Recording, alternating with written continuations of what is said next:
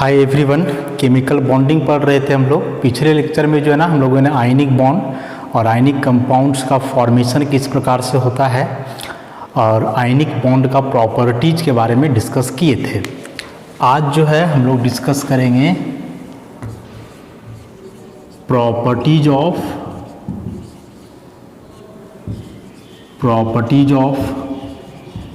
Ionic compounds.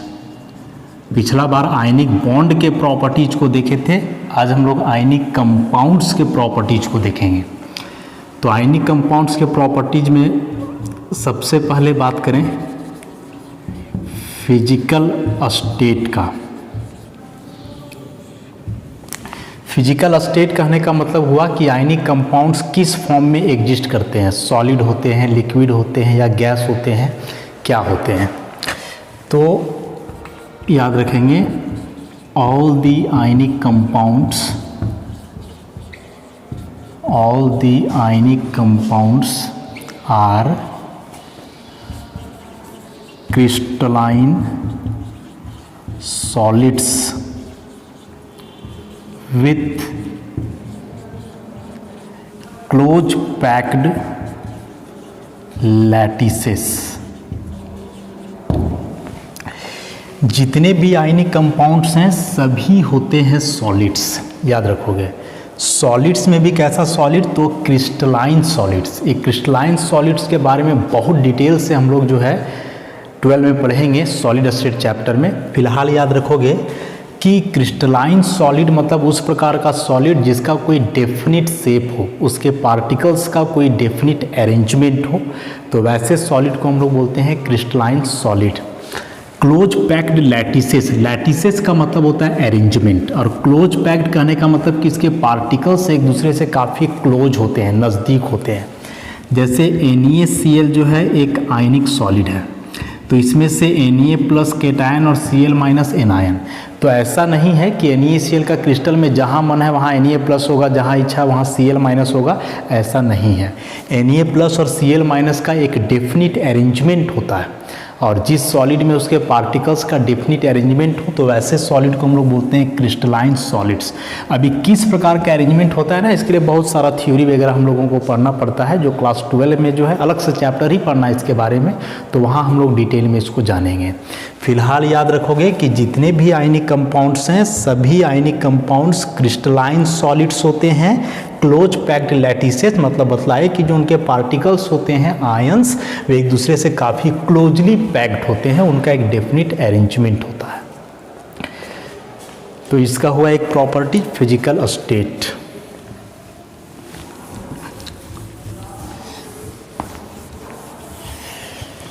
Physical state के बाद बात करें हम लोग मेल्टिंग पॉइंट की। तो सबसे पहले हम लोग जाने कि मेल्टिंग पॉइंट क्या होता है। तो देखो मेल्टिंग एक प्रोसेस है, मेल्ट करना माने पिघलना, सॉलिड से लिक्विड में कन्वर्ट होना कहलाता है मेल्टिंग। और जो पॉइंट है, इस पॉइंट का मतलब हुआ टेम्परेचर।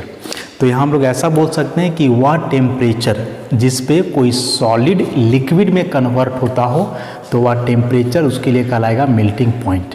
जैसे हम लोग जानते हैं कि आइस का मेल्टिंग पॉइंट होता है 0 डिग्री सेल्सियस, मतलब 0 डिग्री सेल्सियस तक जो है आइस सॉलिड के फॉर्म में रहेगा, और जैसे ही उसका टेम्परेचर 0 डिग्री सेल्सियस या उससे ज़्यादा होगा तो वह आइस सॉलिड से मेल्ट करके बदल जाएगा किसमें, वाटर में। तो मेल्टिंग पॉइंट हिंदी में इसको गलनांक बोलते हैं। वह टेम्परेचर जिस टेम्परेचर पे कोई सॉलिड लिक्विड में कन्वर्ट होता हो तो उसको हम लोग बोलेंगे मेल्टिंग पॉइंट। अब इसका मतलब जानते हैं। जैसे देखो हम क्या बोले कि सॉलिड है, इसको लिक्विड में कन्वर्ट करना है, तो इस प्रोसेस को हम लोग बोलेंगे मेल्टिंग। ठीक है, अब बात है कि कैसे हीट उट करना होगा, एनर्जी देना पड़ेगा इसको। तो हीट करने से आखिर वैसा क्या होता है कि सॉलिड बदल जाता है लिक्विड में। तो देखो सॉलिड के पार्टिकल्स जो है हम लोग जानते हैं कि काफ़ी नज़दीक होते हैं एक दूसरे से, एकदम सटे हुए रहते हैं, समझो इस प्रकार से अरेंजमेंट उनका रहता है। सॉलिड के पार्टिकल्स जो है एक दूसरे के काफ़ी नज़दीक रहते हैं, सटे हुए रहते हैं। इसको थोड़ा बड़ा करके हम लोग बना सकते हैं। मान लो कि ऐसे करके सॉलिड के पार्टिकल्स हैं और भी सटे हुए रहते हैं। अभी दो सॉलिड पार्टिकल्स के बीच यहाँ एक लग रहा है एट्रैक्टिव फोर्स, ठीक है। अब क्या होता है कि जब इसको आप हीट करोगे तो हीट करने से मतलब कि इसको एनर्जी मिलेगा और वह हीट एनर्जी क्या करेगा, इस फोर्स को कमज़ोर कर देगा। तो कमज़ोर करने से क्या होगा, जो पार्टिकल अभी इतना नज़दीक है वो पार्टिकल थोड़ा दूर चला जाएगा, ई वाला बॉन्ड भी कमज़ोर होगा, ई भी दूर चला जाएगा, ई भी दूर चला जाएगा ऐसे, और ये फोर्स अब और कमज़ोर हो गया। फोर्स नहीं रहेगा वैसा बात नहीं है, रहेगा लेकिन पहले के तुलना में कमज़ोर हो जाएगा। और फोर्स कमज़ोर होने के चलते पार्टिकल्स एक दूसरे के दूर चले जाएंगे, और जब पार्टिकल्स के बीच दूरी बढ़ जाए, उनके बीच का अट्रैक्टिव फोर्स कमज़ोर हो जाए, तो उस केस में सब्सटेंस सॉलिड से किस में बदल जाएगा, लिक्विड में। तो इस सारा बात डिपेंड किया यहाँ कि इसके पार्टिकल के बीच लगने वाला फोर्स किस नेचर का है। मान लो कि यदि यहाँ बहुत मजबूत फोर्स है तो इसको तोड़ने के लिए ज़्यादा एनर्जी देना पड़ेगा, ज़्यादा हीट करना पड़ेगा, तो उस केस में उसका मेल्टिंग पॉइंट ज़्यादा होगा। लेकिन यदि यहाँ पार्टिकल के बीच लगने वाला फोर्स काफ़ी कमज़ोर हो तो कम एनर्जी में ही टूट जाएगा और फिर आसानी से उसमें बदल जाएगा।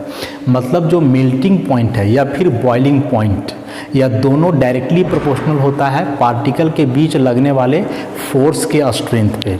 यदि पार्टिकल के बीच लगने वाला फोर्स काफ़ी मजबूत है तो उसका मेल्टिंग पॉइंट ज़्यादा होगा, क्योंकि इस फोर्स को तोड़ने में ज़्यादा एनर्जी लगेगा। और यदि पार्टिकल के बीच लगने वाला फोर्स कमज़ोर है तो वहाँ पार्टिकल उसको तोड़ने में कम एनर्जी लगेगा और उसका मेल्टिंग पॉइंट कम होगा। अब अभी हम लोग क्या देखे हैं कि आयनिक कंपाउंड्स में केटायन और एनायन के बीच लगता है इलेक्ट्रोस्टैटिक फोर्स, जो कि एक बहुत ही स्ट्रॉन्ग फोर्स होता है। अब चूंकि आयनिक कंपाउंड में उसके आयनों के बीच लगने वाला फोर्स काफ़ी मजबूत है, तो जाहिर सी बात है उसको तोड़ने के लिए ज़्यादा एनर्जी देना पड़ेगा, इसीलिए उसका मेल्टिंग पॉइंट ज़्यादा होगा। मतलब all the ionic compounds have very high melting points due to the strong electrostatic force of attraction acting between the constituent ions. कि आयनिक सॉलिड में उसके आयनों के बीच लगने वाला फोर्स काफ़ी मजबूत होता है, इसलिए उनका मेल्टिंग पॉइंट भी बहुत ज़्यादा होता है। तो इस तरह से मेल्टिंग पॉइंट वाला बात हम लोग समझ गए। मेल्टिंग पॉइंट के बाद जो है इसमें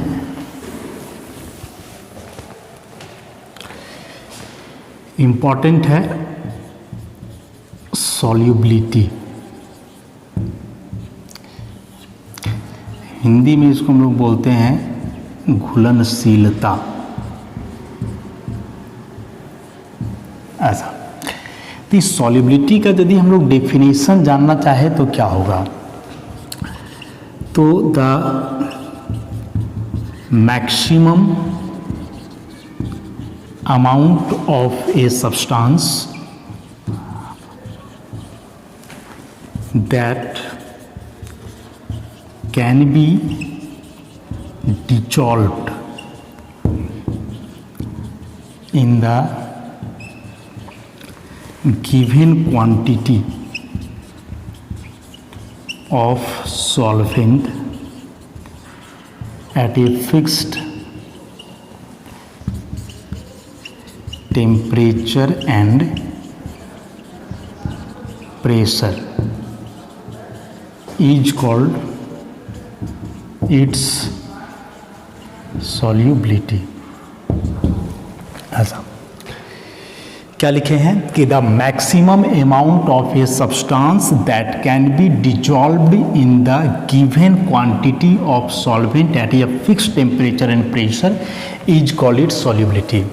कि एक निश्चित टेम्परेचर और प्रेशर पर सॉल्वेंट का दिए हुए मात्रा में किसी भी सब्सटेंस का अधिक से अधिक कितना अमाउंट उसमें घोल पा रहे हो तो वह उसका कहलाएगा सॉल्युबिलिटी। एग्जाम्पल लेकर के चलें, जैसे मान लो कि हम 1 लीटर ले लें वाटर, और इसमें ऐसे मान लो कि 1 लीटर पानी ले लिए हैं, ठीक है, वाटर है, इसमें इधर से हम लोग नमक घोल रहे हैं NaCl। तो ऐसा तो नहीं ना है कि जितना नमक चाहे उतना घोल सकते हैं 1 लीटर पानी में, क्योंकि यहाँ पानी जो सॉल्वेंट है उसका क्वांटिटी फिक्स्ड है 1 लीटर। अब उसमें जितना NaCl चाहेंगे उतना हम लोग नहीं घोल सकते हैं। एक लिमिटेड अमाउंट है, एक मैक्सिमम अमाउंट है कि उतना ज़्यादा से ज़्यादा आप घोल सकते हो। मान लो कि इस 1 लीटर पानी में NaCl का 500 ग्राम डिजॉल्व कर पा रहे हो, इससे यदि थोड़ा सा भी ज़्यादा हुआ 500.1 ग्राम तो ये नहीं घुलेगा 0.1 ग्राम। तो NaCl जो है वाटर में घुल रहा है लेकिन एक लिमिटेड अमाउंट तक घुल रहा है। तो हम लोग यहाँ क्या बोलेंगे कि जो NaCl का वाटर में सॉल्युबिलिटी है वो कितना है 500 ग्राम पर लीटर, 500 ग्राम पर लीटर। इसका मतलब हुआ NaCl का मैक्सिमम 500 ग्राम घुलेगा लीटर। तो ये जो सॉल्युबिलिटी होता है याद रखोगे कि मैक्सिमम अमाउंट होता है। मान लो कोई दूसरा कंपाउंड दिया हुआ उसका लिखा हुआ है 100 ग्राम पर लीटर, इसका मतलब कि वो अधिक से अधिक उसका 100 ग्राम ही घुलेगा, उससे कम भी घुल सकता है लेकिन उससे ज़्यादा नहीं। तो किसी भी सब्सटेंस का सॉल्युबिलिटी का मतलब हुआ कि फिक्स टेम्परेचर और प्रेशर पर उस सब्सटेंस का अधिक से अधिक कितना अमाउंट को आप घोल पा रहे हो, बशर्ते टेम्परेचर प्रेशर क्या होना चाहिए फिक्स्ड, क्योंकि टेम्परेचर प्रेशर चेंज करने से सॉल्युबिलिटी भी वैरी करता है। तो ये तो हो गया यहाँ तक बात, सॉल्युबिलिटी को हम लोग समझ गए। अब देखो कोई भी कंपाउंड किसी में भी नहीं घुलता है। देखो सॉल्युबल होने के लिए दो चीज़ होता है, एक होता है सॉल्यूट और दूसरा होता है सॉल्वेंट। तो इस सॉल्वेंट मतलब जिसमें तुम घोल रहे हो, जो लार्ज अमाउंट में रहता है, और सॉल्यूट मतलब जिसको घोला जा रहा है स्मॉल अमाउंट। जैसे नमक को पानी में घोले, पानी ज़्यादा रहेगा तो पानी हुआ सॉल्वेंट, नमक हुआ सॉल्यूट। हिंदी में विलय विलायक, लास्ट में विलियन बन जाएगा सॉल्यूशन। तो कोई भी सॉल्यूट किसी भी सॉल्वेंट में डिजॉल्व नहीं करता है, उसके लिए एक नियम बना हुआ है और उस नियम को हम लोग बोलते हैं like dissolve like, like dissolve like. ये लाइक डिजॉल्व लाइक का मतलब क्या हुआ कि जो जैसा है वैसा ही में घुलेगा, मतलब सेम नेचर का जो है एक दूसरे को इंटरैक्ट करेगा। हम ही लोग में नहीं देखते हो, जैसे कि जनरली आदमी दो किस्म का होता है, एक की जो बहुत शांत स्वभाव होता है, दूसरा की बहुत एग्रेसिव होता है। एग्जाम्पल के लिए क्रिकेट में बात करो, महेंद्र सिंह धोनी, विराट कोहली, दोनों कैप्टन हैं, दोनों प्लेयर हैं अच्छे, लेकिन दोनों का स्वभाव में बहुत अंतर है। महेंद्र सिंह धोनी एकदम शांत स्वभाव का है तो विराट कोहली एग्रेसिव टाइप का है। तो ऐसे जो दो किस्म के लोग होते हैं, तो जो शांत स्वभाव का लोग है उस शांत स्वभाव के साथ ही इंटरैक्ट करेगा, उसको वैसे ही लोग पसंद होते हैं। और जो ज़्यादा एग्रेसिव होते हैं उसको उसी टाइप का लोग पसंद होता है। माने अच्छा है तो अच्छे के साथ रहना चाहेगा, बुरा है तो बुरे के साथ रहना चाहेगा, ऐसा। तो वैसे ही यहाँ होता है। तो यहाँ जो लाइक डिजॉल्व लाइक है ना, तो याद रखोगे कि जो इस केस में सब्सटेंस होते हैं वे दो प्रकार के होते हैं, पोलर और दूसरा होते हैं नॉन पोलर। हम बताएं पहले, पोलर मतलब अभी फिलहाल समझो कि जिसमें चार्ज हो, नॉन पोलर मतलब जिसमें कोई चार्ज नहीं हो। हालांकि इसका अलग मतलब भी है जो आगे हम लोग इसी चैप्टर में पढ़ेंगे, लेकिन फिलहाल याद रखो पोलर मतलब जिसमें चार्ज हो, नॉन पोलर मतलब जिसमें ओवरऑल कोई चार्ज ना हो, प्लस माइनस चार्ज वगैरह। तो सब्सटेंस दो टाइप का है, पोलर और नॉन पोलर। तो लाइक डिजॉल्व लाइक का मतलब हुआ कि यदि पोलर है तो पोलर में घुलेगा और यदि नॉन पोलर है तो नॉन पोलर में घुलेगा। उल्टा नहीं हो सकता है, यदि तुम पोलर प्लस नॉन पोलर करोगे तो ऐसा पॉसिबिलिटी नहीं है, ऐसा नहीं घुलेगा।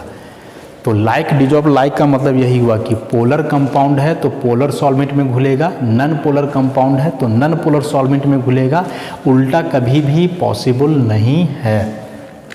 अब हम लोग बात करें आयनिक कंपाउंड का, तो बताएं कि आयनिक कंपाउंड में होते हैं केटायन और एनायन, माने प्लस और माइनस चार्ज। और अभी बताया कि जिसमें चार्ज हो किस नेचर का होता है, पोलर, मतलब आयनिक कंपाउंड्स किस नेचर के हुए, पोलर। तो चूंकि आयनिक कंपाउंड्स पोलर नेचर के हैं इसीलिए सारे आयनिक कंपाउंड्स पोलर सॉल्वेंट में घुल जाएंगे। और पोलर सॉल्वेंट का बेस्ट एग्जाम्पल है वाटर। पोलर सॉल्वेंट का बेस्ट एग्जाम्पल हुआ क्या, वाटर। और भी एग्जाम्पल है लेकिन बेस्ट जो इजीली अवेलेबल है, कॉमन है, इसको हम लोग जानते हैं वाटर। तो सारे आयनिक कंपाउंड्स पोलर नेचर के हैं, इसीलिए सभी आयनिक कंपाउंड्स वाटर में आसानी से घुल जाएंगे, क्योंकि वाटर भी किस नेचर का है, पोलर। तो पोलर पोलर दोनों मिल गया, वही नॉन पोलर रहता तो नॉन पोलर में घुलता। एग्जाम्पल के लिए हम बता रहे हैं, नमक है ना, पानी में घोलो घुल जाएगा, वही नमक को तुम केरोसिन तेल, पेट्रोल, डीजल इस सब में घोल के देखना, नहीं घुलेगा। दूसरा एग्जाम्पल कि जैसे पेंट वगैरह हम लोग कहीं कर रहे हैं, हाथ में पेंट लग गया, तो पेंट को तुम पानी से बहुत धोते रहो, नहीं छूटेगा, लेकिन वहाँ केरोसिन तेल लगा दो, पेंट छूट जाएगा। काहे ऐसे हुआ? नमक पानी में घुल रहा था, केरोसिन में नहीं।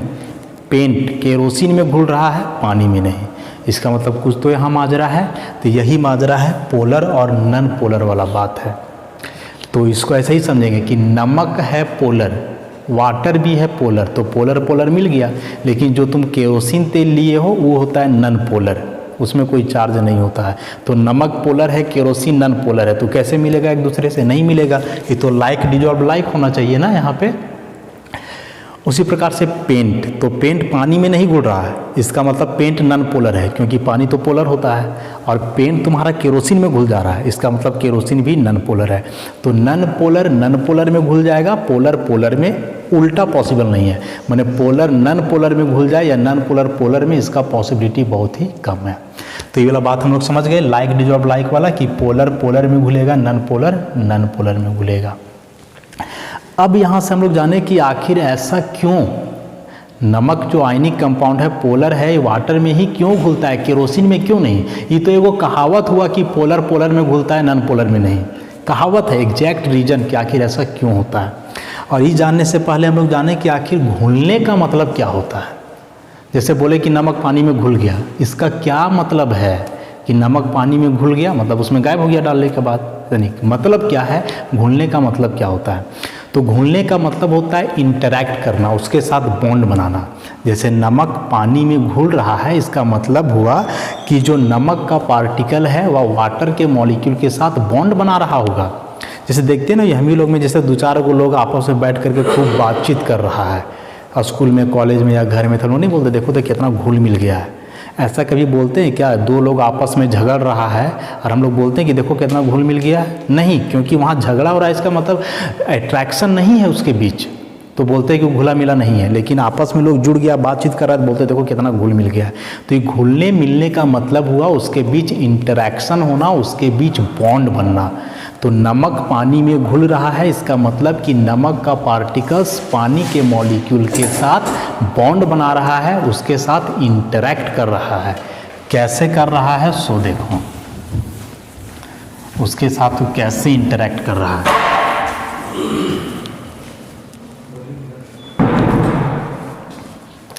जैसे ही नमक हुआ NaCl, बताया कि सभी सॉलिड होते हैं, इसको वाटर में डिजॉल्व किए, तो वाटर में फॉर्मूला क्या होता है H2O, तो टूट गया Na+Cl-, और ब्रैकेट में ऐसा लिखते हैं AQ। AQ का मतलब हुआ एक्वस, एक्वस माने याद रखोगे वाटर। तो ये NaCl है, इसका मतलब अभी यहाँ Na+ के अगल बगल Cl- है, ऐसा इस तरह से ऐसा। और यहाँ Na+ एक्वस है, इसका मतलब Na+ के अगल बगल एक्वस मैंने वाटर घिरा हुआ है, ऐसे H2O, यहाँ भी H2O, यहाँ भी H2O, और यहाँ भी H2O, ऐसा। तो अब देखो दोनों में अंतर क्या हुआ। उसी प्रकार से यहाँ Cl- के अगल बगल भी H2O के मॉलिक्यूल होंगे।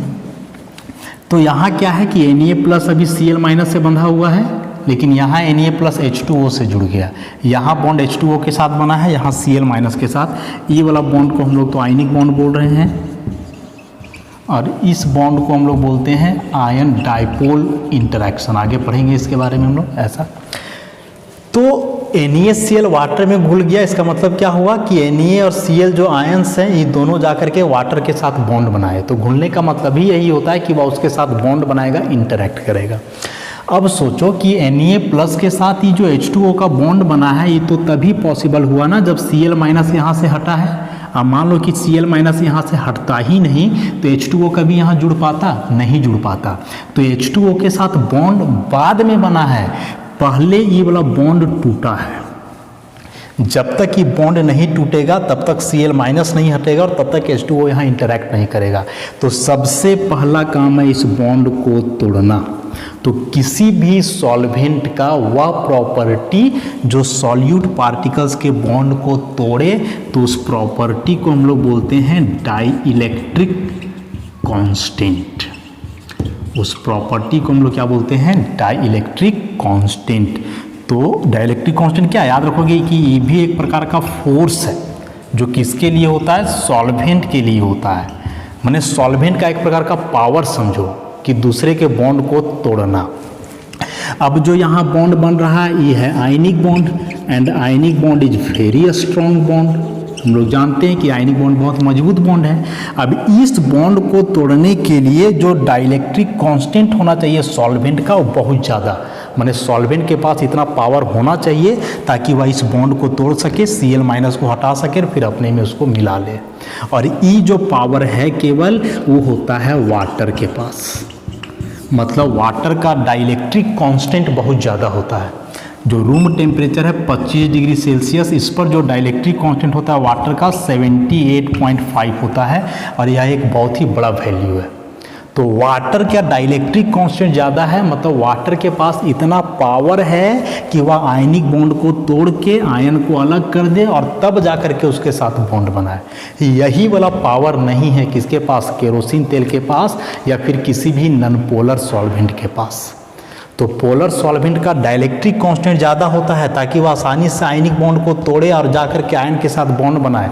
ये वाला बात नॉन पोलर सॉल्वेंट में नहीं होता है, इसीलिए नॉन पोलर सॉल्वेंट में आयनिक कंपाउंड नहीं घुलते हैं, पोलर सॉल्वेंट में घुलते हैं।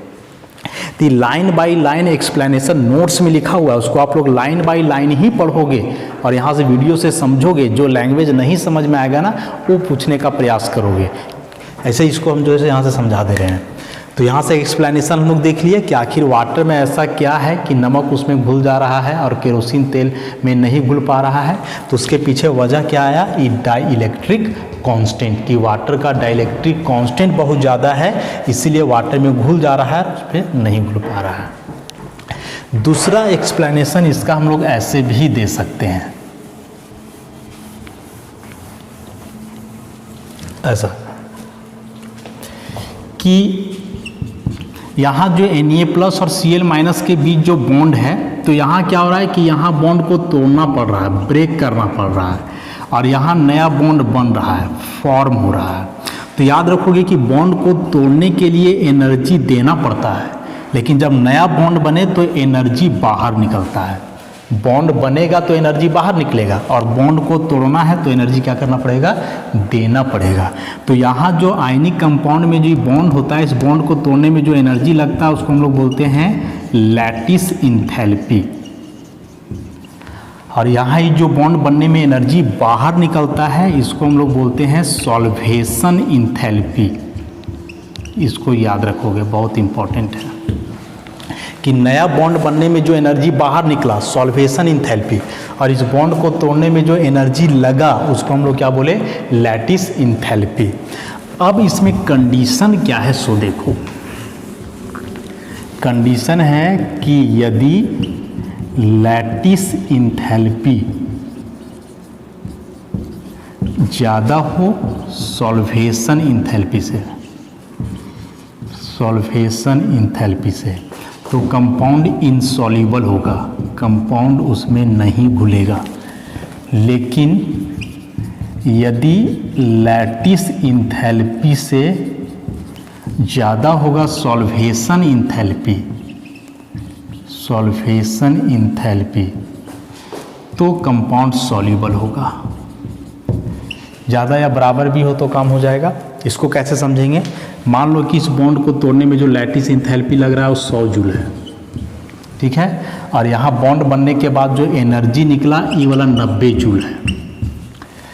इसको तोड़ने में लग रहा है 100 जूल, लेकिन यहाँ एनर्जी निकला है 90 जूल। तो ये जो 90 जूल यहाँ आएगा तो तोड़ पाएगा? यहाँ तो 100 चाहिए था ना, नहीं तोड़ पाएगा। तो लैटिस इंथैल्पी कम है, सॉरी सॉल्वेशन इंथैल्पी कम है, लैटिस वाला ज़्यादा है। लैटिस ज़्यादा सॉल्वेशन कम, तो नहीं घुलेगा क्योंकि बॉन्ड टूटेगा नहीं। और बताया कि जब तक ये बॉन्ड नहीं टूटेगा तब तक वह उसमें सॉल्युबल नहीं होगा। लेकिन ये वाला 100 जूल है और मान लो कि ये वाला रहता है 120 जूल, और तब जब ये एनर्जी इसको तोड़ने आता तो टूट जाता, क्योंकि यहाँ 100 ही चाहिए, यहाँ 120 है, 20 तो एक्स्ट्रा है हम लोग के लिए। तो इस केस में ये बॉन्ड टूट जाता है, ये अलग हो जाता है, फिर H2 जा करके वहाँ आसानी से जुड़ जाता है। तो इस बार लैटिस वाला कम है, सॉल्वेशन ज़्यादा है, सॉल्वेशन ज़्यादा लैटिस कम, तो इस केस में क्या हो जाएगा, सॉल्युबल। तो ये दो आधार पे हम लोग देखते हैं, सॉल्वेंट का डाइलेक्ट्रिक कांस्टेंट के आधार पे, और दूसरा ये जो सॉल्वेशन इंथैल्पी और लैटिस इंथैल्पी है इसके आधार पे। तो लाइन बाय लाइन, लाइन ही लिखा हुआ है नोट्स में, आप लोग उसको वहाँ से पढ़ोगे। तो इस तरह से सॉल्युबिलिटी हो गया। इसके बाद एक और इम्पॉर्टेंट प्रॉपर्टीज है इसमें,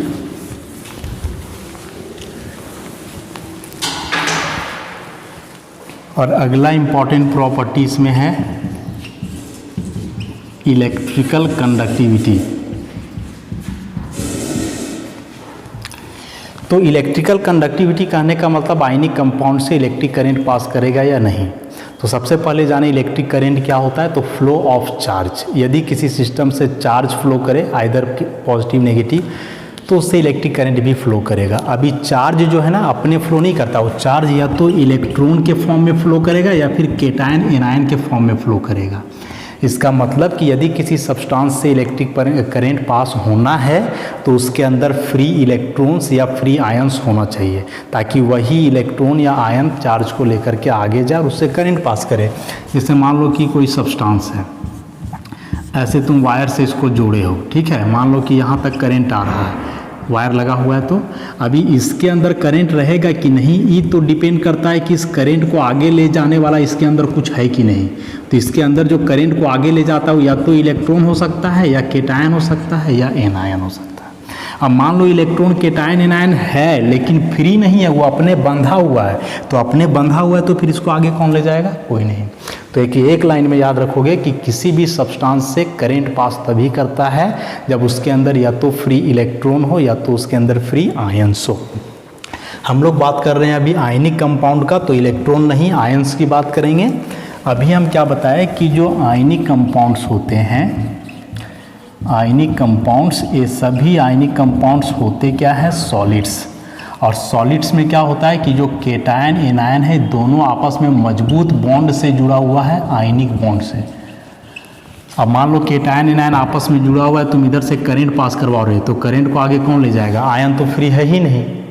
इसीलिए जब आयनिक कंपाउंड सॉलिड के फॉर्म में होते हैं तो उससे करंट पास नहीं करता है, क्योंकि उसके अंदर चार्ज को आगे ले जाने वाला कोई नहीं है, चार्ज कैरियर नहीं है। लेकिन इसी आयनिक कंपाउंड को तुम वाटर में घोल दो, तो अभी बताएं कि वाटर में जब इसको डिजॉल्व करोगे, जैसे NaCl वाला बात, सॉलिड है, इसको पानी में घोले तो घोलने के बाद ही Na+ अलग हुआ, Cl- अलग हुआ, तो यहाँ दोनों आपस में जुड़ा हुआ है, करंट पास नहीं करेगा। लेकिन यहाँ दोनों आयन अलग अलग हो गया तो आयंस फ्री हो गया, तो अब जब इसे तुम करंट पास करवाओगे तो आसानी से करंट पास करेगा। तो या तो वाटर में घोल दो या फिर इसको पिघला दो, हीट करो, तो हीट करने के बाद भी क्या होगा कि बॉन्ड टूटेगा, तो Na+ अलग, Cl- अलग। तो आयनिक कंपाउंड सॉलिड के फॉर्म में रहेंगे तो करंट पास नहीं करेगा, लेकिन वही आयनिक कंपाउंड को वाटर में घोल दो, मैंने उसका एक्वस सॉल्यूशन बना लो या फिर उसको पिघला कर दो, उसको मेल्ट कर दो, तो ये दो केस में उससे करंट पास करेगा। क्योंकि वाटर में घोलने के बाद या फिर मेल्ट करने के बाद क्या होता है कि आयंस फ्री हो जाते हैं और यही आयंस करंट को आगे बढ़ाने में मदद करते हैं। अब तुम जितना ज़्यादा इसको हीट करोगे, मतलब जितना ज़्यादा टेम्परेचर दोगे उतना ज़्यादा करंट पास करेगा, क्योंकि आयन उतना ही तेज़ी से मूव करेगा। तो इसको ऐसे बोलेंगे कि ionic compounds do not conduct electricity in the solid state due to the absence of free ions, कि सॉलिड स्टेट में करंट कैरी नहीं करता है क्योंकि उसके अंदर फ्री आयंस नहीं होते हैं। But they are good conductors of electricity in the aqueous solution और in the molten state due to the presence of free ions. लेकिन एक्वस सॉल्यूशन मैंने पानी में घोलने के बाद या फिर पिघलाने के बाद वे इलेक्ट्रिसिटी के अच्छे कंडक्टर होते हैं, क्योंकि उनके अंदर क्या होता है, फ्री आयंस होता है। तो इलेक्ट्रिकल कंडक्टिविटी वाला बात ये सभी लाइन बाय लाइन लिखा हुआ है नोट्स में, वहाँ से आप लोग देख ही लोगे। अगला है ब्रिटलनेस। ब्रिटलनेस का मतलब होता है भंगुरता। भंगुरता क्या है, तो इसके लिए याद रखो क्रैकिंग प्रॉपर्टी। क्रैकिंग प्रॉपर्टी माने क्रैक करने का प्रॉपर्टी, टूट जाने का प्रॉपर्टी। तो आयनिक कंपाउंड्स ब्रिटल होते हैं, माने आयनिक कंपाउंड में बाहर से फोर्स लगाओगे ना तो क्रैक कर जाएगा, टूट जाएगा, क्रिस्टल बिखर जाएगा। कैसे होता है? तो देखो हम लोग क्या पढ़े कि केटायन एनायन में इस प्रकार का अरेंजमेंट होता है आयनिक कंपाउंड में, ऐसा। ये आयनिक क्रिस्टल है, आयनिक क्रिस्टल। अभी देखो प्लस वाला केटायन है, माइनस वाला एनायन है, तो दोनों अपोजिट चार्ज अगल बगल है, तो देखो इसके बीच अट्रैक्शन होगा, एक दूसरे के नज़दीक जाएगा, सब एनायन अट्रैक्ट होगा ऐसे करके। तो अभी इसके बीच अट्रैक्शन है और यहाँ ये जो बॉन्ड बना हुआ है ये आयनिक बॉन्ड है। अब क्या होगा कि इस क्रिस्टल में तुम बाहर से कोई फोर्स लगाओ, बाहर से फोर्स लगाओगे, मान लो हथौड़ा वगैरह से इसको पीटो, तो जब बाहर से फोर्स लगाओगे तो क्या होगा, फोर्स लगाने से जो आयनिक बॉन्ड बना हुआ है बॉन्ड टूट सकता है, और जब ये बॉन्ड टूटेगा और तुम यहाँ से फोर्स लगाओगे तो ये जो लेयर देख रहे हो ना वो लेयर खिसक जाएगा। यहाँ से फोर्स लगाओगे तो ये लेयर इधर खिसकेगा, इधर से लगाओगे तो इधर खिसकेगा, बीच से फोर्स लगाओगे तो कुछ इधर जाएगा, कुछ इधर आएगा।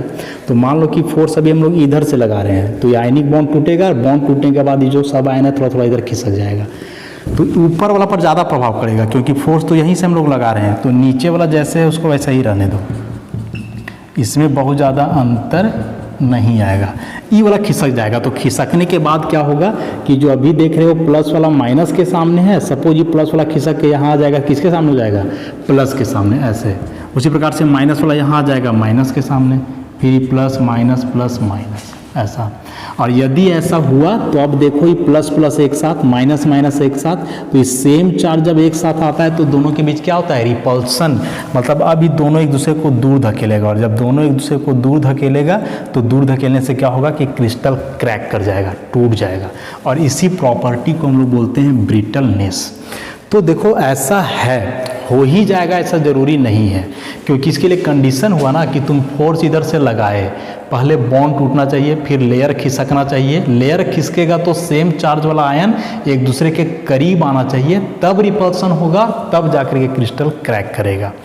तो याद रखेंगे कि जब किसी भी आयनिक क्रिस्टल में बाहर से कोई फोर्स लगाते हैं तो ये जो आयन का लेयर है वो डिस्प्लेस करता है, खिसक जाता है, और खिसकने से क्या होता है कि सेम चार्ज वाला आयन एक दूसरे के नज़दीक आ जाता है, और ऐसा होने से आयनों के बीच रिपल्सन होगा, और रिपल्सन होगा तो ये क्रैक कर जाएगा, और इसी प्रॉपर्टी को बोलेंगे ब्रिटलनेस। तो आयनिक कंपाउंड्स ब्रिटल होते हैं।